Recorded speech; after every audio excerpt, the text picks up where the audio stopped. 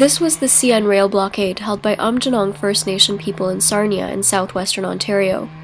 The railway runs through Aamjiwnaang Reserve, which the community argues is illegal, and maintains the company has not obtained a permit to cross through First Nation property on the way to chemical and refinery plants. Each tanker that they carry, they say, and these are numbers that I'm quoting from them, so if I'm inaccurate, it's their fault.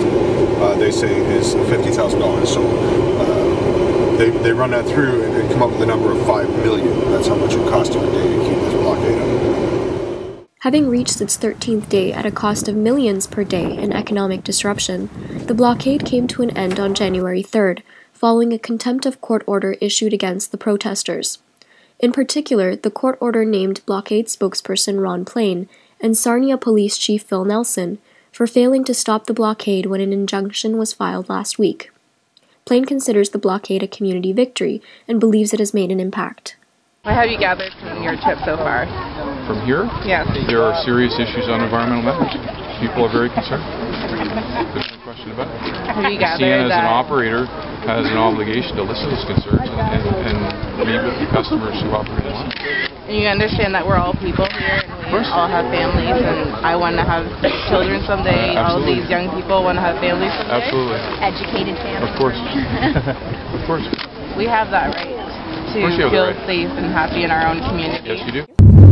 So I bought this to, and this is my mom's blanket. The community started the blockade in solidarity with Chief Theresa Spence's hunger strike, happening on Victoria Island in Ottawa, and in opposition to the Conservatives' Bill C-45 and other bills coming down the pipes. Chief Spence wants to discuss treaties and Canada's relationship with First Nations with Prime Minister Stephen Harper and regional chiefs. She is now in her third week on a diet of lemon water and fish broth. I'm just going to go through as it is and accept it. If this is my journey, if the Creator chose me to go this journey of life and death, then I'll go through with that. So I'm not afraid to die. The government fails to recognize our ways. It's a thought that scares you as a First Nation. Like, when is this going to stop? Like, why is the government controlling our lives and our children's future? All across Canada, First Nation communities have been articulating the same frustrations and drawing attention to treaty violations and rights abuses. In Aamjiwnaang, community members lived at the blockade site for the entirety of the protest, and despite dropping weather conditions, resolve remained firm. I am here to support what I believe in. I believe that it's wrong what the government is doing to our environment. That's the number one thing. If we don't have our environment around here, what do we have left? They're going to take everything away from us, our natural resources. We are making a statement. But number one, we want to save a life, the life of Chief Theresa Spence. We don't want her to die over this, just because Harper won't meet with her. I don't see what the big deal is why he can't meet with her. I fasted for 4 days, and at the end of my fast, I came to realize that that's what we need to do, is keep the fire lit. So she's on a hunger strike, so she could possibly die, and if he doesn't want to meet with her, I consider that murder. You cannot just take our rights away like that.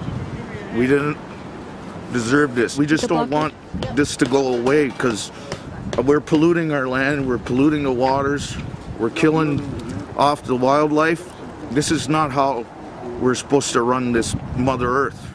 In Aamjiwnaang, the community is no stranger to polluted land, air, or water. For generations, they have been living next to Chemical Valley, the center of Canada's petrochemical industry. These sites, which have been built on Aamjiwnaang land, are in violation of treaty rights. Well, the stack that you're looking at is the stack to their Genesis plant. That stack was supposed to be built about a third higher than what it is. Because it wasn't built as high as it was supposed to be built, the sulfur dioxide that rains out of that right now rains only on Aamjiwnaang. As we drove around Chemical Valley on what was called a toxic tour, Ron Plain showed us the various companies on site and the hazards they pose to the families juxtaposed next to them and the community at large. The fizz in your pop, that's what it manufactures. Now, it had an explosion a couple of years ago, not even a couple of years ago, maybe 18 months ago. All it is a loud bang. It's a percussion bang. But if you look at this house here, and you look at these cylinder tanks here, this is illegal anywhere else in Canada. That close. Yeah. It's just flat out illegal, but it's okay here because we're Indians.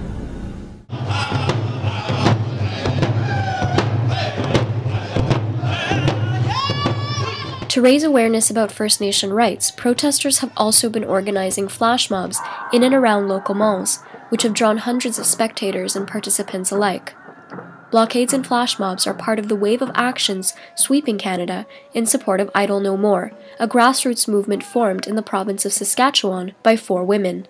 The group called for solidarity actions to reassert Indigenous sovereignty and rights to land and water. They have been drawing attention to the harmful modifications to environmental policy with the message that it affects not only First Nation communities.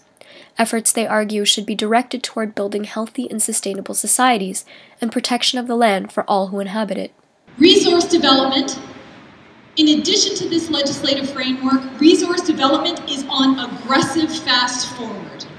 And their policy think tanks have said, make no mistake, we're going to lay the pipes and we're going to mine those minerals if we have to send in the army.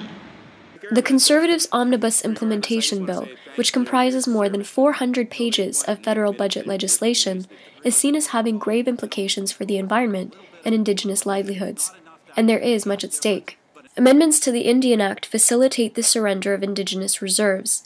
While previously all members of a First Nation had to be involved in referendums about land proposals, they are no longer required to be. The Navigable Waters Protection Act of 1882, which historically protected bodies of water, now leaves 99% of lakes and rivers vulnerable to industry, allowing them to build pipelines, dams, mines, and more. They took water samples here, soil samples here, and they found mercury at 100 times the severe effect level. And they didn't tell us. Changes to the Fisheries Act reduce public consultation and removes critical environmental safeguards that impact ecosystems.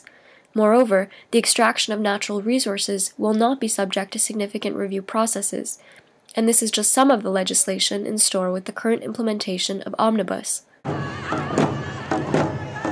Support for Idle No More has been gaining increasing momentum in the United States as well as international support, particularly since December 11th, the date that Chief Theresa Spence began her hunger strike. Last year, her own community of Ottawapiskat in northern Ontario made headlines when it declared a state of emergency. Poverty, abysmal housing, and unemployment are but some of the problems that continue to plague the community today.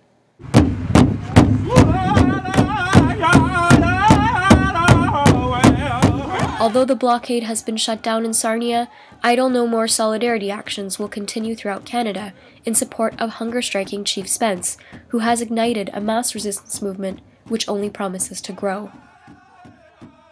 For the Real News Network, Sharial Tajvidi, I'm Janong First Nation.